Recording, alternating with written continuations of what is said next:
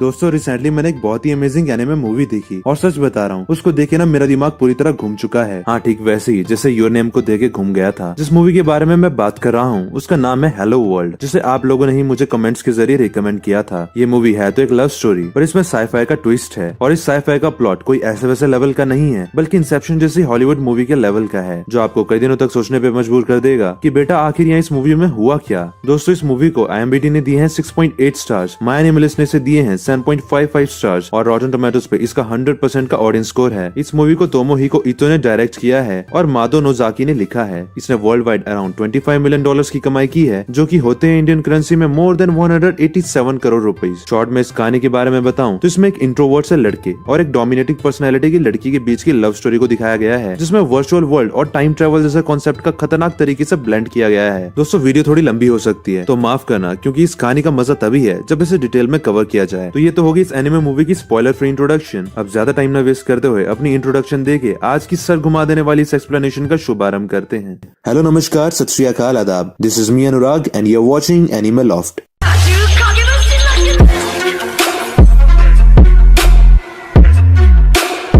Movie में हमें सन 2027 का समय दिखाया गया है, जहां फर्स्ट सीन में हमें जापान के क्योतो शहर में एक लड़का दिखता है जो कि स्कूल यूनिफॉर्म में बुक पढ़ते हुए कहीं जा रहा होता है। इस लड़के का नाम नाओमी कातागाकी होता है और यही हमारी इस कहानी का प्रोटैगनिस्ट है। इसके बाद हम देखते हैं कि नाओमी जेब्रा क्रॉसिंग क्रॉस करने के लिए वेट करता है, लेकिन तभी थोड़ा परेशान हो जाता है क्योंकि उसके स्कूल के बाकी लड़के आसानी से रोड क्रॉस कर लिए और वो अभी तक वहीं खड़ा है। इसके बाद नाओमी स्कूल जाता है और अपनी क्लास में ज्यादा किसी से बात नहीं करता। इसके बाद हम नाओमी को एक बुक स्टोर में एक बुक पढ़ते हुए देखते हैं जिसका नाम डिसाइसिवनेस होता है। नाओमी इस बुक में लिखे पॉइंट्स पढ़ता है और शायद उन पॉइंट्स को अपने रियल लाइफ में अप्लाई करने की कोशिश करता है, लेकिन हर बार उसका उल्टा ही होता है। जैसे उसमें एक पॉइंट होता है कि ये मत सोचो कि दूसरे तुम्हारे बारे में क्या सोचेंगे, अपनी मन की बात खुल के बोलो। तो इस पे हम देखते हैं कि नाओमी की सीट पे कुछ लड़कियां बैठी होती हैं। नाओमी अपनी सीट पे बैठना चाहता था, लेकिन उसकी उन्हें कुछ कहने की हिम्मत ही नहीं होती और वो उनसे बिना कुछ कहे ही शर्मा के वहाँ से चला जाता है। दोस्तों मैं इस कहानी में ये सब बातें आपको इसलिए बता रहा हूँ ताकि आप नाओमी का कैरेक्टर अच्छे से समझ सको। नाओमी एक इंट्रोवर्ट लड़का होता है जो हर काम को करने से डरता है और 100 बार पहले सोचता है। सीन शिफ्ट होता है और हम देखते हैं कि क्लास की लाइब्रेरी कमेटी वाले सब कॉन्फ्रेंस रूम में बैठे होते हैं और नाओमी के बगल में दो लड़के एक लड़की को देख के बात कर रहे होते हैं कि ये लड़की कितनी सुंदर है। इस लड़की का नाम मिसुनो कादेनो गोजी होता है। नाओमी मिसुजू को देखता है और नाओमी को भी वो लड़की बड़ी क्यूट लगती है। इसके बाद एक लड़का कहता है कि कमेटी के कम्युनिकेशन के लिए उन्हें विज़ पे एक ग्रुप बनाना चाहिए, तो सब उसमें ज्वाइन हो जाएंगे। नाओमी और कई लड़के ज्वाइन हो रहे होते हैं कि तभी एक लड़का मिसुजू के पास जाता है और उससे उसका नंबर मांगता है। ये देख के नाओमी और उसके संग खड़े सभी लड़के हैरान हो जाते हैं, लेकिन फिर उस लड़के को देख के बाकी लड़के भी ग्रुप में ज्वाइन होना छोड़कर सिर्फ मिसुजू का नंबर लेने चले जाते हैं। दोस्तों मिसुजू बहुत फ्रैंक लड़की होती है, तो इसी वजह से वो सबको अपना नंबर दे देती है और सब में घुल मिल जाती है। नाओमी एक तरफ खड़ा होकर ये सब देख रहा होता है, लेकिन उसकी मिसुजू से नंबर ले पाने की हिम्मत ही नहीं होती। इसके बाद सब जाने लगते हैं क्योंकि नाओमी बस सबको देखता ही रह गया था, तो उसके पास किसी का भी नंबर नहीं होता। फिर वो बहुत हिम्मत जुटा के एक लड़की को रूरी कह के बुलाता है। इस लड़की का पूरा नाम रूरी इचिग्यो होता है। रूरी पीछे मुड़ती है और पूछती है कि क्या हुआ, तो नाओमी कहता है कि क्या वो नंबर एक्सचेंज करना चाहेगी। रूरी का फोन शायद ठीक से चल नहीं रहा होता, तो फिर वो एक पेपर पे पेन से कुछ लिख के नाओमी को देती है और कहती है कि नाओमी को अगर कोई भी काम पड़े तो वो उसे इस पे कांटेक्ट कर सकता है। नाओमी देखता है कि रूरी ने अपना एड्रेस उस पेपर पे लिख के दिया था। मतलब दोस्तों यहाँ पे भी नाओमी की किस्मत खराब निकली क्योंकि किसी के घर तो वो जाने से रहा। सीन शिफ्ट होता है और हम देखते कि नाओमी लाइब्रेरी से कुछ बुक्स बोरो करके घर जा रहा होता है, तो देखता है कि एक जगह लोग आसमान की फोटो क्लिक कर रहे होते हैं। नाओमी देखता है कि आसमान में कुछ अजीब सी रेड वेव्स नजर आ रही हैं। नाओमी देखता है कि उन रेड वेव्स में से एक क्रो उड़कर नाओमी की तरफ आ रहा होता है। गौर से देखने पर नाओमी को वो क्रो दिखने में थोड़ा अजीब सा लगता है। फिर उस क्रो की आवाज से नाओमी की बुक नीचे गिर जाती है और वो क्रो उस बुक को लेके उड़ जाता है। नाओमी उस क्रो का पीछा करता है और क्रो का पीछा करते करते एक श्राइन में पहुंच जाता है, जहाँ पे लाइन से बहुत सारे श्राइन गेट्स बने हुए थे। उसी में से एक गेट पे वो क्रो बैठा होता है और नाओमी को देख के बुक वहीं गिरा देता है। नाओमी बुक उठाता है, लेकिन तभी अचानक नाओमी की आसपास की चीजें एकदम कलरफुल हो जाती है। नाओमी को अजीब सी मेमोरीज आने लगती हैं। इसके बाद हर तरफ से कलरफुल लाइट बीम्स आने लगती हैं और एक जगह इकट्ठा होने लगती हैं। लाइट बीम्स कलेक्ट होके गायब हो जाती है और उसमें से एक व्हाइट कपड़े पहना आदमी आ जाता है। इसके बाद नाओमी की सराउंडिंग्स भी वापस नॉर्मल हो जाती है। इस आदमी का चेहरा ढका हुआ होता है क्योंकि इसने कैप भी पहना होता है। ये आदमी अपने हाथों और पैरों को देख के खुश होता है और उस क्रो से कहता है कि मैंने कर दिखाया, मैं फाइनली अंदर आ गया। ये आदमी अपने आप से बातें कर रहा होता है कि तभी नाओमी वहाँ से चुपचाप भागने लगता है। दोस्तों उस अजीब आदमी को नाओमी का नाम भी मालूम था। ये आदमी नाओमी का पूरा नाम लेकर उसे रोकता है और उससे पूछता है कि आज डेट क्या है। अब अपना नाम उस आदमी से सुनकर नाओमी और भी ज्यादा डर जाता है और वहाँ से भागता है और वो आदमी भी उसका पीछा करता है और उसे रुकने के लिए कहता है। नाओमी उसे चकमा दे के मेट्रो में चढ़ जाता है और वो आदमी बाहर ही रह जाता है। सीन शिफ्ट होता है और हम देखते हैं कि नाओमी अपनी डेस्टिनेशन पे पहुंच के स्टेशन से बाहर निकल रहा होता है और उस आदमी के बारे में सोच रहा होता है कि आखिर वो आदमी था क्या। तभी नाओमी देखता है कि वो आदमी पहले से ही वहाँ पे है और वो आदमी अपनी फिंगर से 0 बनाता है और उसे टाइम वगैरह दिखने लगता है। वो आदमी कहता है कि उस समय से 3 महीने पहले ये एकदम परफेक्ट है। दोस्तों इसका मतलब 3 महीने के बाद कुछ होने वाला है जिसका इस आदमी को पहले से पता है। नाओमी उस आदमी से कहता है कि वो नाओमी को फॉलो ना करे, नहीं तो वो पुलिस में कॉल कर देगा। लेकिन तभी नाओमी देखता है कि एक बच्चा उस आदमी के आर पार होके चला जाता है। वो आदमी बताता है कि सिर्फ नाओमी ही उसे देख सकता है। इस पर नाओमी पूछता है कि आखिर वो है कौन। वो आदमी कहता है कि मैं तुम्हें बताऊंगा कि मैं कौन हूँ, लेकिन फिर तुम कौन हो नाओमी। सीन शिफ्ट होता है और नाओमी अपने घर में होता है और अचानक नींद से उठता है। विंडो के कर्टन हटाने पे नाओमी को वही क्रो दिखता है। इसके बाद नाओमी तैयार होके उस क्रो के पीछे जाता है। क्रो से एक जगह लेके आता है जहाँ वो अजीब सा आदमी नाओमी का वेट कर रहा होता है। आगे हम देखते हैं कि जिस जगह वो थे उसका नाम होता है centre for Kyoto prefecture history records, यानी यहाँ पे क्योतो सिटी के हिस्ट्री रिकॉर्ड स्टोर होते हैं। नाओमी और वो आदमी पूरी बिल्डिंग में हर जगह जाते हैं और बैकग्राउंड में एक लड़की वहाँ पे कुछ स्टूडेंट्स को क्रॉनिकल क्योतो प्रोजेक्ट एक्सप्लेन करती है। दोस्तों मैं आपको आसान शब्दों में ये प्रोजेक्ट एक्सप्लेन करता हूँ। ये प्रोजेक्ट 7 साल पहले प्लूरा नाम के ऑर्गेनाइजेशन ने स्टार्ट किया था। इस प्रोजेक्ट के अकॉर्डिंग सिटी के हर डाटा और इवेंट को ड्रोन से 24/7 रिकॉर्ड किया जा रहा है और अब इस वजह से सिटी के लोग 3D मैप्स का यूज कर सकते हैं और 7 साल पहले के किसी भी इंसिडेंट को अपने सामने होता हुआ देख सकते हैं। ये कितनी ऑसम टेक्नोलॉजी है ना। ये एकदम वैसा ही होगा जैसे हमने पास में टाइम ट्रेवल कर लिया है और हमारी सराउंडिंग की हर चीज पास समय की हिस्ट्री के अकॉर्डिंग हमें विजुअल्स दिखाएगी। होगा तो वो एक रिकॉर्ड, एक तरह का वर्चुअल वर्ल्ड, पर हमें वो एकदम रियल वर्ल्ड जैसा लगेगा। अब क्योंकि सिटी में लगातार टाइम बीत रहा है तो इतनी इन्फॉर्मेशन को स्टोर करने के लिए स्टोरेज भी तो बहुत ज्यादा चाहिए होगी। इसलिए प्लूरा ने क्वांटम स्टोरेज बनाई है जिसकी कैपेसिटी इनफाइनाइट है और इस स्टोरेज का नाम है एल्टेल। नाओमी एल्टेल देख रहा होता है और वो आदमी उसे वहाँ से चलने के लिए कहता है। वो आदमी बताता है कि उन्हें अब दीमाचिया नागी पहुँचना होगा। दोनों बस में जाते हैं। दोनों दीमाचिया नागी पहुँचते हैं और वहाँ एक बड़ी सी लेक होती है। नाओमी कहता है कि यहाँ तो कुछ खास नहीं है, तो वो आदमी कहता है ऐसा नहीं है, यहाँ बहुत कुछ है। तभी एक ड्रोन अचानक से आके नाओमी पे गिरता है और नाओमी की सर से खून निकलने लगता है। अब वो आदमी नाओमी को बताता है कि 2020 में क्रॉनिकल क्योतो का असली मकसद सीक्रेटली स्टार्ट हो गया था, जिसमें पूरे क्योतो को बहुत सारे ड्रोन से कवर कर दिया गया और ये ड्रोन हो रहे इवेंट्स को एल्टेल में स्टोर कर रहे हैं। इसके बाद वो आदमी बताता है कि 17 अप्रैल 2027 को यानी कि आज रिवर के किनारे बैठे नाओमी पे एक ड्रोन गिरा। ये एक रिकॉर्डेड पास्ट है। नाओमी तुम एल्टेल में रिकॉर्ड किए गए एक पास्ट हो। ये कहते हुए वो आदमी अपनी कैप हटाता है और अपना चेहरा दिखाता है और कहता है कि मैं एल्टेल को रियल वर्ल्ड से एक्सेस कर रहा हूँ और मैं 10 साल फ्यूचर का असली दुनिया का नाओमी हूँ। दोस्तों यहीं पे आता है हमारी कहानी का पहला प्लॉट ट्विस्ट, यानी कि दोस्तों वो आदमी और कोई नहीं बल्कि 10 साल फ्यूचर का नाओमी था जो कि उसके अकॉर्डिंग असली दुनिया से आया था और वो ये क्लेम कर रहा था कि जिस नाओमी को हम शुरू से अभी तक देखते आ रहे हैं वो बस एल्टेल स्टोरेज की वर्चुअल स्टिमुलेटेड दुनिया में स्टोर हुआ एक रिकॉर्डेड पास्ट है। अब ताकि आप लोगों को कंफ्यूजन ना हो तो मैं फ्यूचर वाले असली नाओमी को रियल नाओमी कह के बुलाऊंगा और रिकॉर्डेड पास्ट वाले नाओमी को वर्चुअल नाओमी। वर्चुअल नाओमी ये सुन के सदमे में होता है कि वो बस एक रिकॉर्ड है और ये तो होना ही था। अब दोस्तों आप खुद ही सोचो, आपको कोई आके ये कह दे कि आप असली नहीं हो बल्कि कंप्यूटर में स्टोर हुआ एक रिकॉर्डेड पास्ट हो, आपको विश्वास ही नहीं होगा। मतलब जिस दुनिया में आप तब से जी रहे थे पूरे के पूरे आप ही फेक हो, आपका अस्तित्व ही क्या रह गया। इसके बाद रियल नाओमी वर्चुअल नाओमी को कहता है कि वो वर्चुअल नाओमी को अच्छे से समझता है क्योंकि वो दोनों सेम है। आखिर वर्चुअल नाओमी रियल नाओमी का ही तो रिकॉर्डेड पास्ट है, इसलिए रियल नाओमी को पता है कि इस समय वर्चुअल नाओमी को एक गर्लफ्रेंड चाहिए। जी हाँ दोस्तों, ये बंदा अपने रिकॉर्डेड पास्ट में आया है ताकि वो अपने पास्ट की गर्लफ्रेंड बनाने में मदद कर सके। सीन शिफ्ट होता है और हम देखते हैं कि वर्चुअल नाओमी और रियल नाओमी दोनों वर्चुअल नाओमी के रूम में होते हैं और वर्चुअल नाओमी रियल नाओमी से पूछता है कि क्या वो सच में फ्यूचर से आया है। तो रियल नाओमी बताता है कि उनकी हाइट में डिफरेंस है लेकिन वर्चुअल नाओमी की हाइट भी जल्दी बढ़ने लगेगी। आगे रियल नाओमी कहता है कि उसका ये फॉर्म एक अवतार है और वो इसे अपनी मर्जी से चेंज भी कर सकता है। यानी कि दोस्तों असल में रियल नाओमी की बॉडी यहाँ पर नहीं है, वो अपने असली समय की असली दुनिया में ही है। ये जो उसकी बॉडी हमें दिख रही है ये एक तरह का अवतार है जिसे वो एल्टेल के इस रिकॉर्डेड पास्ट वाले वर्ल्ड में इंटरेक्ट कर सकता है। रियल नाओमी अपने हाथ को चेंज करके वर्चुअल नाओमी को दिखाता है। वर्चुअल नाओमी कहता है कि अगर ये रिकॉर्डेड वर्ल्ड है तो रियल क्या है। तो रियल नाओमी बताता है रिकॉर्डेड वर्ल्ड रियल वर्ल्ड की एग्जैक्ट कॉपी है और अगर वर्चुअल नाओमी और रियल नाओमी दोनों अपनी जगह बदल लें तो वर्चुअल नाओमी को पता भी नहीं लगेगा कि वो रियल वर्ल्ड में आ गया है क्योंकि सब कुछ सेम ही होगा, बस 10 साल का टाइम डिफरेंस होगा। वर्चुअल नाओमी कहता है कि अगर दोनों वर्ल्ड सेम है तो रियल नाओमी यहाँ क्यों आया है। तो इस पर रियल नाओमी चुटकी बजाता है और रियल नाओमी का क्रो ऊपर शेल्फ पे पड़े एक बॉक्स को गिराता है और उसमें वर्चुअल नाओमी की पॉर्न मैगजीन्स होती हैं। वर्चुअल वर्चुअल नॉमी शर्म से लाल हो जाता है और रियल नॉमी कहता है कि जैसा उसने पहले ही बताया कि वो यहाँ पे जवान हो रहे वर्चुअल नॉमी की सफरिंग्स को कम करने आया है, मतलब कि उसकी गर्लफ्रेंड बनवाने आया है। सीन शिफ्ट होता है और हम देखते हैं कि वर्चुअल नॉमी अपनी क्लास में होता है और अपना फेस बुक से छिपा के मिजुनो को देख रहा होता है। इसके बाद वर्चुअल नॉमी रूरी को भी नोटिस करता है जो कि बुक पढ़ रही होती है। इसके बाद हमें रूरी के कई एक्शंस देखने को मिलते हैं, जैसे कि उसकी सीट पे कुछ गर्ल्स बैठी होती है तो रूरी बिना किसी झिझक के उन्हें हटा के अपनी सीट वापस ले लेती है। दोस्तों मतलब रूरी वर्चुअल नॉमी से बिल्कुल अपोजिट बहुत ही बोल्ड पर्सनैलिटी की थी। वर्चुअल नॉमी ये सब देख रहा होता है कि तभी उससे रियल नॉमी वॉशरूम में बुलाता है। रियल नॉमी पूछता है कि क्या वर्चुअल नॉमी ने रूरी को देखा, तो वर्चुअल नॉमी कहता है कि उसने रूरी को देख लिया पर उसे रूरी उसके टाइप की नहीं लगती, जिस पर रियल नॉमी कहता है कि आज से ठीक 3 महीने के बाद वर्चुअल नॉमी और रूरी एक दूसरे को डेट करने लगेंगे। लेकिन वर्चुअल नॉमी कहता है कि भला ऐसा कैसे हो सकता है, क्योंकि वर्चुअल नॉमी को तो क्यूट गर्ल्स पसंद है। ये कहते हुए वर्चुअल नॉमी मिजुनो के बारे में सोच रहा होता है।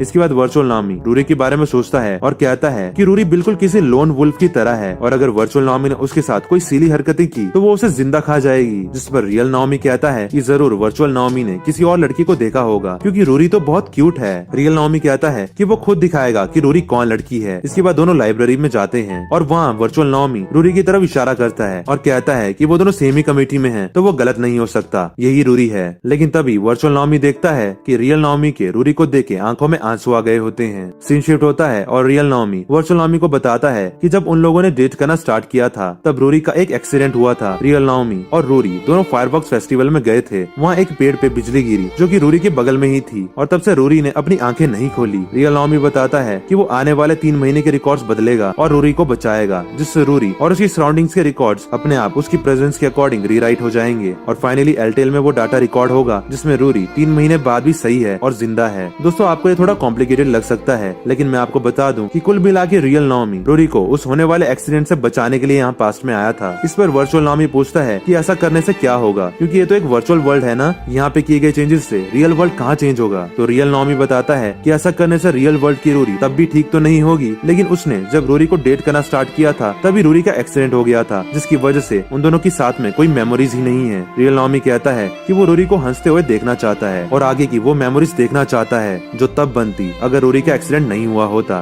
फिर भले ही वो मेमोरीज एक रिकॉर्डेड वर्ल्ड में ही क्यों ना हो, रियल नॉमी चाहे उन लम्बों को रूरी के साथ असल जिंदगी में कभी ना बिता पाए, पर कम से कम उसका रिकॉर्डेड पास्ट यानी वर्चुअल नॉमी तो उन लम्बों को जी सके। साथ ही रियल नॉमी कहता है कि वो इस रिकॉर्डेड वर्ल्ड की चीजें टच तक नहीं कर सकता है, इसलिए उसे वर्चुअल नॉमी की इस काम में हेल्प चाहिए। वर्चुअल नॉमी कहता है कि अगर उसकी हेल्प करने से वो एक्सीडेंट होने से रुक सकता है तो वो जरूर हेल्प करेगा, लेकिन उसे कुछ आता ही नहीं है और ये बात रियल नॉमी को भी पता ही होगी। रियल नॉमी कहता है कि अब से वर्चुअल नॉमी पावरलेस नहीं है क्योंकि उसके पास अब रियल नॉमी है और ये क्रो है। कहानी को आगे बढ़ाने से पहले मैं आपको कुछ कहना चाहता हूँ कि अगर आपने अभी तक हमारे चैनल को सब्सक्राइब नहीं किया है तो अभी वीडियो को पॉज करके सब्सक्राइब बटन दबाकर लाल से ग्रे कर दो और साथ ही बेल आइकन को दबाना मत भूलना, क्योंकि हम ऐसी अलग अलग तरह की एनिमे एक्सप्लेनेशन वीडियोस हिंदी में लेके आते रहते हैं।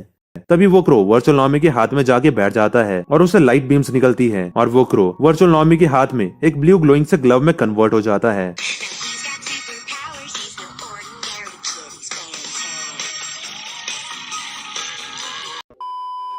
सीन शिफ्ट होता है और हम देखते हैं कि वर्चुअल नॉमी सुबह सुबह एक फॉरेस्ट पे जाता है जहाँ रियल नॉमी भी होता है और रियल नॉमी वर्चुअल नॉमी को वो हैंड यूज कैसे करना है ये बताता है। रियल नॉमी कहता है कि वर्चुअल नॉमी जो कुछ भी सोचेगा वो ये हैंड डिजाइन करके बना देगा। इस हैंड को गॉड्स हैंड बोलते हैं। साथ ही रियल नॉमी कहता है कि सिंपल स्ट्रक्चर जैसे वाटर तो तुरंत बन जाता है, लेकिन कॉम्प्लेक्स स्ट्रक्चर जैसे कोई मशीन या कोई मेटल में टाइम लगता है। गॉड हैंड पूरे एलटेल के एनवायरमेंट को रीडिजाइन कर सकता है और हर रिकॉर्डेड चीज बना सकता है, जैसे कि हवा से पानी, सॉइल से जेम या फिर नथिंग से समथिंग। रियल नॉमी बताता है कि अगर रियल नॉमी कुछ क्रिएट करेगा तो वो एक इल्यूजन रहेगा, जस्ट लाइक रियल नॉमी। जैसे रियल नॉमी किसी को भी टच नहीं कर पाता है, लेकिन अगर वर्चुअल नॉमी अपने गॉड हैंड का यूज करके कुछ बनाएगा तो वो फिजिकली यूज किया जा सकता है। नॉमी बताता है कि वर्चुअल नॉमी अपने से ज्यादा दूर किसी ऑब्जेक्ट को नहीं प्रोड्यूस कर सकता है और गॉड हैंड से कोई ऑब्जेक्ट प्रोड्यूस करने की प्रोसेसिंग स्पीड वर्चुअल नॉमी की दिमाग के द्वारा उस ऑब्जेक्ट की इन्फॉर्मेशन पे डिपेंड करती है। रियल नॉमी एक डायरी निकालता है जिसमें वो सारे इवेंट्स लिखे हैं जिसकी वजह से रूरी और रियल नॉमी करीब आए थे और डेट करने लगे थे। रियल नाओमी बिल्कुल वैसे ही वर्चुअल नाओमी से करवाएगा ताकि वो दोनों भी डेट करने लगे। वर्चुअल नाओमी कहता है कि अगर ये सब वर्चुअल नाओमी के साथ फ्यूचर में अपने आप होना ही है तो वर्चुअल नाओमी रियल नाओमी की डायरी एडवांस में देख के क्यों फॉलो करे। जिस पर रियल नाओमी कहता है कि जब से रियल नाओमी ने वर्चुअल नाओमी के साथ इंटरेक्ट किया है तब इसे बहुत सी चीजें चेंज होने लग गई हैं। शायद अब वर्चुअल नाओमी अनजाने में शायद उसी पाथ को ठीक से फॉलो ना कर पाए जो वो फ्यूचर में पहले करने वाला था। तो इसलिए वर्चुअल नाओमी को अब जानबूझ के वो चीजें फॉलो करनी पड़ेगी जो रियल नाओमी ने की थी ताकि सब प्लान के अकॉर्डिंग चले, कुछ गड़बड़ ना हो जाए। सीन शिफ्ट होता है और वर्चुअल नाओमी और रियल नाओमी दोनों बस से जा रहे होते हैं। रियल नाओमी वर्चुअल नाओमी को अपनी बुक गिराने को कहता है। वर्चुअल नाओमी उसकी बात मान के बुक गिराता है। इसके बाद रियल नाओमी उससे वो बुक उठाने के लिए बोलता है। वर्चुअल नाओमी बुक उठाने के लिए नीचे झुकता है, लेकिन बुक उठाते वक्त वर्चुअल नाओमी का फेस किसी लड़की के हिप्स पे जाके टच हो जाता है और हम देखते हैं कि ये लड़की और कोई नहीं बल्कि रूरी होती है। इसके बाद स्टॉप पे रूरी वर्चुअल नाओमी को थप्पड़ मार के वहाँ से चली जाती है। रियल नाओमी नाइस बोलता है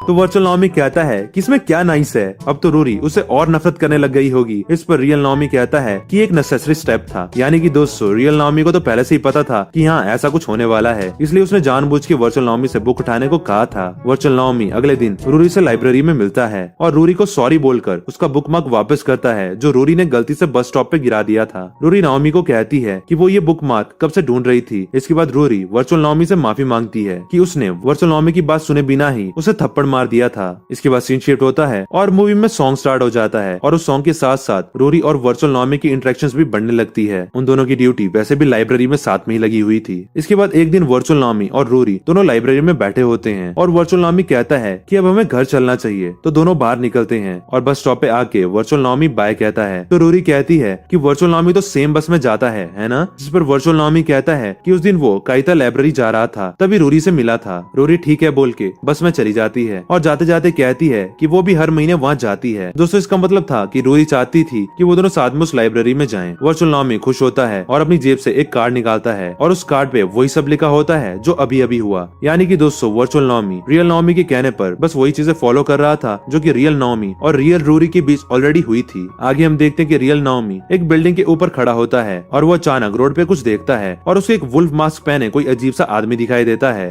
और उसने पूरे ब्लू कपड़े पहने होते हैं। अगले दिन सुबह वर्चुअल नाओमी अपने गॉड हैंड से आयरन बना के दिखाता है, तब भी रियल नाओमी बहुत सारी बड़ी बड़ी आयरन बॉल्स नाओमी पे गिरा देता है। वो सब इल्यूजन्स होती है, इसलिए नाओमी को चोट नहीं लगती। रियल नाओमी वर्चुअल नाओमी को डांटता है कि उससे उन आयरन बॉल्स को रोकने की कोशिश करनी चाहिए थी, क्योंकि अगर वो प्रिपेयर ना हुआ तो वो रूरी को नहीं बचा पाएगा। इसके बाद वर्चुअल नाओमी एलिमेंट्स के बारे में पढ़ने लगता है ताकि वो अच्छे से इमेजिन करके उन्हें प्रोड्यूस कर पाए। वर्चुअल नाओमी अब गॉड हैंड की ज्यादा से ज्यादा प्रैक्टिस करने लगता है। सीन शिफ्ट होता है और हम देखते हैं कि रूरी लाइब्रेरी में होती है और लैडर पे चढ़ के ऊपर वाली बुक शेल्फ में बुक रख रही होती है, लेकिन नीचे देखने पे उसको चक्कर आता है और वो गिर जाती है। और दोस्तों वो ठीक वर्चुअल नाओमी के ऊपर गिरती है और हमें जैसा की पता है कि वर्चुअल नाओमी जानबूझ के ठीक उस जगह पे खड़ा था। इसके बाद रूरी कहती है कि वो शेल्फ उसके लिए बहुत हाई है, तो वर्चुअल नाओमी उसे जूस देता है और कहता है कि उसे टेंशन लेने की जरूरत नहीं है, अब से वर्चुअल नाओमी सारी शेल्फ खुद कर लेगा। लेकिन फिर दोनों में डिसाइड होता है कि नीचे वाली शेल्फ रूरी कर लेगी और ऊपर वाली शेल्फ वर्चुअल नाओमी, तो इससे दोनों में ज्यादा बातचीत होने लगती है। इसके बाद वर्चुअल नाओमी अपने रूम में होता है और बहुत खुश होता है। रियल नाओमी कहता है कि ऐसी वर्चुअल नाओमी करता रहा तो जल्द ही वर्चुअल नाओमी और रूरी डेट करने लगेंगे। हम देखते हैं कि वर्चुअल नाओमी के घर के बाहर वही वुल्फ मास्क वाला आदमी खड़ा होता है। दोस्तों ये अजीब सा आदमी कौन है जो वर्चुअल नाओमी और रियल नाओमी पे नजर रख रहा है, इसका पता हमें मूवी में आगे चलेगा। अगले दिन लाइब्रेरी कमेटी की मीटिंग होती है और बताया जाता है कि सेकंड हैंड बुक फेयर होने वाली है, तो सबको यूज्ड बुक्स कलेक्ट करनी है और उस दिन फेयर में सेल करनी है। अगले दिन से वर्चुअल नाओमी और रूरी क्लास में एक बॉक्स रख देते हैं जिसमें हर कोई अपनी यूज्ड बुक डाल सके, लेकिन उसमें बस 2-3 स्टूडेंट्स ही अपनी बुक्स डालते हैं। वर्चुअल नाओमी कहता है कि प्रेसिडेंट ने पहले ही कहा था कि ज्यादा उम्मीद ना रखना, तो रूरी कहती है कि वो लोग हार नहीं मान सकते। और इसके बाद रूरी और वर्चुअल नाओमी दोनों हर किसी के पास जाके उन्हें बुक्स डोनेट करने के लिए रिक्वेस्ट करते हैं। 3 दिन में सिर्फ 37 बुक्स ही कलेक्ट होती हैं और प्रेसिडेंट कहता है कि अगर कलेक्टर्स के पास कोई बुक्स हो तो वो खुद भी डोनेट कर सकते हैं। रूरी वर्चुअल नाओमी को अपने घर ले जाती है और सबसे ऊपर वाले फ्लोर में ले जाती है। वहाँ एक छोटी सी पूरी लाइब्रेरी बनी होती है। रूरी बताती है कि उसके ग्रैंडफादर को बुक पढ़ने का बहुत शौक था और वो ये सब बुक्स पढ़ा करते थे। रूरी कहती है कि वो कुछ बुक्स यहाँ से दे सकती है। नाओमी और रूरी दोनों एक कार्ट में बुक्स डाल के खींच के ले जा रहे होते हैं। इसके बाद एक जगह रुक के दोनों पानी पीते हैं। तभी रूरी वर्चुअल नाओमी नाओमी से पूछती है कि वर्चुअल नाओमी को कैसी बुक्स पसंद है। वर्चुअल नाओमी को समझ नहीं आता कि वो क्या जवाब दे, क्योंकि इसका जवाब रियल नाओमी ने उसे दिया ही नहीं था। तो वो कहता है कि उसे हर तरह की बुक्स पसंद है। रूरी बताती है कि उसे एडवेंचरस नोवेल पसंद है जिसमें मेन कैरेक्टर हार नहीं मानता है और आखिर तक लड़ता रहता है, दोस्तों ठीक हमारे नारुतो की तरह। रूरी कहती है कि उसे हार ना मानने वाले लोग पसंद है और वो भी वैसा ही बनना चाहती है। ये बस उनकी वर्चुअल नाओमी कहता है कि उसे साइफाई बुक ज्यादा पसंद है क्योंकि साइफाई नॉर्मल लाइफ का ही एक्सटेंशन होता है। वर्चुअल नाओमी कहता है कि साइफाई पढ़ के उसे ऐसा लगता है कि वो उस कहानी का ही हिस्सा है। रूरी वर्चुअल नाओमी को कहती है कि वो उसकी फीलिंग समझ सकती है। वर्चुअल नाओमी पहली बार रूरी को स्माइल करते हुए देखता है और ब्लश करने लगता है। वर्चुअल नाओमी कार्ट से एक बुक उठाता है तो रूरी उसे कहती है कि अगर उसे ये बुक अच्छी लगी तो वो ले जा सकता है, लेकिन वर्चुअल नाओमी कहता है कि वो ये बुक फेयर में खरीद लेगा। वर्चुअल नाओमी और रूरी दोनों बुक लेके स्कूल पहुंचते हैं और पूरी लाइब्रेरी कमेटी मिलके वो बुक्स स्कूल में साइकिल स्टैंड के पास रख देती है, लेकिन रात में एक बल्ब की वजह से वहाँ आग लग जाती है और सारी बुक्स जल जाती है। ये सब रियल नाओमी देख रहा होता है। अगले दिन सब बहुत दुखी होते हैं। रियल नाओमी वर्चुअल नाओमी को कहता है कि ये फायर वाला इंसिडेंट भी वर्चुअल नाओमी और रूरी को करीब लाने का एक नेसेसरी स्टेप था। ये इंसिडेंट होना जरूरी था। तो ये बात सुन के वर्चुअल नाओमी को गुस्सा आता है कि ये सब अगर पहले से ही रियल नाओमी को पता था, फिर भी रियल नाओमी ने वर्चुअल नाओमी को इस अनहोनी के बारे में आगाह नहीं किया। वर्चुअल नाओमी को पहले से पता होता तो वो रूरी की वो बुक्स कभी भी उस जगह पे नहीं रखता। वर्चुअल नाओमी रियल नाओमी का कॉलर पकड़ने की कोशिश करता है, लेकिन उसका हाथ आर पार हो जाता है। रियल नाओमी बताता है कि फेयर कैंसिल हो गई थी और रूरी डिप्रेस थी, तो उसी ने रूरी को कंफर्ट किया था और तभी वो दोनों और क्लोज आ गए थे। तो मतलब अब वर्चुअल नाओमी को भी ऐसा ही करना चाहिए। सीन शिफ्ट होता है और हम देखते हैं कि वर्चुअल नाओमी रात में 12 बजे लाइब्रेरी चला जाता है और वहाँ कुछ बुक्स को अपने गॉड हैंड से दोबारा बनाने की कोशिश करता है। यानी कि दोस्तों वर्चुअल नाओमी रियल नाओमी के द्वारा घटित पास्ट को ना रिपीट करके एक नया पास्ट बना रहा था, जहाँ वो रूरी को कंफर्ट ना करके रूरी की जली बुक्स वापस बनाकर उसे खुश करना चाहता था। अगले दिन स्कूल में वर्चुअल नाओमी रूरी से हाय बोलता है, लेकिन वर्चुअल नाओमी की कंडीशन बहुत खराब होती है क्योंकि वो बुक्स बनाने के लिए सारी रात जागा था। वर्चुअल नाओमी रूरी को एक बॉक्स देता है जिसमें रूरी की कई बुक्स होती हैं जो पिछली रात वर्चुअल नाओमी ने गॉड हैंड से बनाई थी। वर्चुअल नाओमी रूरी को झूठ कहता है कि ये बॉक्स कहीं और पड़ा था, इसलिए ये बुक्स जलने से बच गई थी और इसमें लगभग 50 के आसपास बुक्स होती हैं, तो मतलब अब वो लोग सेकंड हैंड बुक फेयर भी कर सकते हैं। रूरी खुश होती है कि ये बुक्स नहीं जली हैं। तभी अचानक वर्चुअल नाओमी नीचे गिरने लगता है और रूरी उसे संभालती है और वर्चुअल नाओमी ऐसे ही सो जाता है। रूरी ये देख के ब्लश करती है। तभी वहाँ पे लाइब्रेरी कमेटी के और भी लोग आ जाते हैं और मिजुनो रूरी से कहती है कि क्या उन लोगों के बीच में कुछ चल रहा है। फिलहाल ये बात टल जाती है और बाकी सब भी अपनी अपनी कुछ बुक्स लेके आए होते हैं। सीन शिफ्ट होता है और हम देखते हैं कि बुक फेयर स्टार्ट होती है जिसमें मिजुनो फैंसी ड्रेस पहन के सबको पैम्पलेट्स देती है और रूरी एक जगह बैठी होती है तो वो उसको भी खींच के ले जाती है। सीन फिर से चेंज होता है और वर्चुअल नाओमी सोफे पे होता है और उसकी आंखें खुलती है। रूरी वहीं पे बैठी होती है और उसने भी एक फैंसी ड्रेस पहनी होती है। रूरी कहती है कि वर्चुअल नाओमी बहुत टायर्ड था और वो बिल्कुल उठा ही नहीं। रूरी बताती है कि कमेटी ने मिलके सारी बुक्स सेल कर दी है। ये सुन के वर्चुअल नाओमी बहुत खुश होता है और तभी रूरी वर्चुअल नाओमी के पास आके बैठती है और स्माइल करते हुए वर्चुअल नाओमी को थैंक यू बोलती है। वर्चुअल नाओमी खुद को रोक नहीं पाता और शर्माते हुए और ब्लश करते हुए रूरी को कहता है कि वो उसे लाइक करता है। रूरी गुस्से में वहाँ से उठ जाती है और कहती है कि ऐसा है क्या। रूरी जाने लगती है, लेकिन तभी रुक के बोलती है कि डेटिंग अकेले नहीं की जा सकती है, तो ये काम उन दोनों को साथ में मिलकर करना चाहिए। ये बोल के रूरी का मुंह शर्म के मारे लाल हो जाता है और वो वहाँ से भाग जाती है। दोस्तों इसका मतलब रूरी ने नाओमी का प्रपोजल एक्सेप्ट कर लिया था। वर्चुअल नाओमी ने रियल नाओमी का पास ना फॉलो करके बहुत बड़ा रिस्क लिया, पर फिर भी आउटकम सेम ही रहा। ऐसा करके भी वर्चुअल नाओमी और रूरी करीब ही आए। सीन शिफ्ट होता है और हम देखते हैं कि वर्चुअल नाओमी अपने गॉड हैंड से अब प्लैनेट्स के भी मिनी मॉडल बना रहा होता है और वो एक छोटा सन भी बना लेता है। अब वो दिन आता है जिस दिन फायरवर्क फेस्टिवल हो रहा है। दोस्तों ये वही दिन है जिस दिन रूरी का एक्सीडेंट होने वाला है। रियल नाओमी बताता है कि लाइटनिंग रात के 8:01 पे स्ट्राइक हुई थी। वर्चुअल नाओमी कहता है कि उसने रूरी को जानबूझ के फेस्टिवल में इनवाइट ही नहीं किया है, तो अगर रूरी फेस्टिवल में ही नहीं आएगी तो लाइटिंग उस पर गिरेगी कैसे, तो वो इसका मतलब सेफ है। तो इस पर रियल नाओमी कहता है कि फिर भी अगर कुछ हुआ तो उन्हें उसके लिए तैयार रहना होगा। वर्चुअल नाओमी ने एक स्पेक्स पहने होते हैं जिसे वो रियल नाओमी से बात कर रहा होता है और रूरी घर में बुक पढ़ रही होती है। तभी वर्चुअल नाओमी को वो वुल्फ मास्क वाला आदमी दिखता है। वर्चुअल नाओमी स्पेक्स हटाता है तो वो आदमी उसे नहीं दिखता, लेकिन स्पेक्स लगा के उसको वो आदमी फिर से दिखने लगता है। रियल नाओमी बताता है कि वो लोग आ गए हैं। साथ ही रियल नाओमी कहता है कि एयरटेल के होमोस्टैटिक सिस्टम है और ये एयरटेल के हर रिकॉर्ड पे नजर रखते हैं और अगर कुछ गड़बड़ होती है तो ये उसको वापस नॉर्मल स्टेट में लाते हैं। वर्चुअल नाओमी देखता है कि चारों तरफ से बहुत सारे होम्योस्टैटिक्स आ रहे हैं। रियल नाओमी कहता है कि उन्हें रूरी को एक्सीडेंट के टाइम तक बचाना होगा। वर्चुअल नाओमी एक बुक को वेपन की तरह यूज करके उन बॉट्स को मारता है, लेकिन कुछ बॉट्स रूरी के रूम में चले जाते हैं और रूरी के अराउंड सर्कल बना लेते हैं और घर के बाहर बॉट्स वर्चुअल नाओमी के अराउंड भी सर्कल बना लेते हैं। बॉट्स दोनों को वहाँ टेलीपोर्ट कर देते हैं जहाँ फेस्टिवल हो रहा था। दोस्तों बॉट्स ने ऐसा इसलिए किया था क्योंकि रिकॉर्ड के अकॉर्डिंग उस दिन दोनों फेस्टिवल में गए थे। रियल नाओमी फेस्टिवल में पहुंचता है और वर्चुअल नाओमी को बताता है कि जिस ब्रिज पे वो है वहीं पे लाइटनिंग स्ट्राइक हुई थी। वर्चुअल नाओमी रूरी को लेके भागने लगता है, लेकिन रूरी को कुछ अजीब सी टेप उसी ब्रिज पे बांध के रख देती है और ब्रिज पे दोनों तरफ से बॉट्स की आर्मी आ जाती है। रियल नाओमी वर्चुअल नाओमी को कहता है कि अब समय आ गया है वर्चुअल नाओमी का अपनी पूरी पावर्स का यूज करने का। वर्चुअल नाओमी गॉड हैंड से एक बड़ी सी मेटल बॉल क्रिएट करता है। अब क्योंकि इस तरह की कोई चीज इस वर्ल्ड में एग्जिस्ट नहीं करनी चाहिए थी, तो वो सारे बॉट्स उस बॉल के ऊपर चढ़ जाते हैं और उस बॉल को डिस्ट्रॉय करने लगते हैं। बॉल पूरी डिस्ट्रॉय हो जाती है, तभी लाइटनिंग का टाइम हो गया होता है और तभी वर्चुअल नाओमी एक छोटा सा ब्लैक होल क्रिएट कर देता है और जब लाइटनिंग स्ट्राइक होती है तो वो उस ब्लैक होल के अंदर चली जाती है। तो दोस्तों इसका मतलब फाइनली वर्चुअल नाओमी ने रूरी को बचा लिया था। वर्चुअल नाओमी रूरी के पास आता है और खुशी के मारे उसे गले लगा लेता है और कहता है कि उसने कर दिखाया, उसने रूरी को बचा लिया। रूरी कुछ समझ नहीं पाती लेकिन खुश होती है और वर्चुअल नाओमी को गले लगा लेती है। वर्चुअल नाओमी शर्मा के दूर होता है और माफी मांगता है। अब दोनों एक दूसरे को देख रहे होते हैं और किस करने जा रहे होते हैं, लेकिन तभी वर्चुअल नाओमी के हाथ से गॉड हैंड वापस क्रो बन के उड़ जाता है और रूरी के अकाउंट बाहर गिरा देता है और उसको पूरा एक जेल टाइप बॉक्स में बंद कर देता है। रूरी और वर्चुअल नाओमी दोनों घबराते हैं। तभी पीछे रियल नाओमी आता है और कहता है कि ये सिचुएशन एकदम परफेक्ट है। अब रूरी का माइंड स्टेट एग्जैक्ट वही है जो एक्सीडेंट होने से पहले था। इसके बाद आसमान में फिर से रेड वेव्स आ जाती हैं और रियल नाओमी रूरी को ऊपर उन रेड वेव्स में भेज देता है और खुद भी उसके साथ गायब हो जाता है।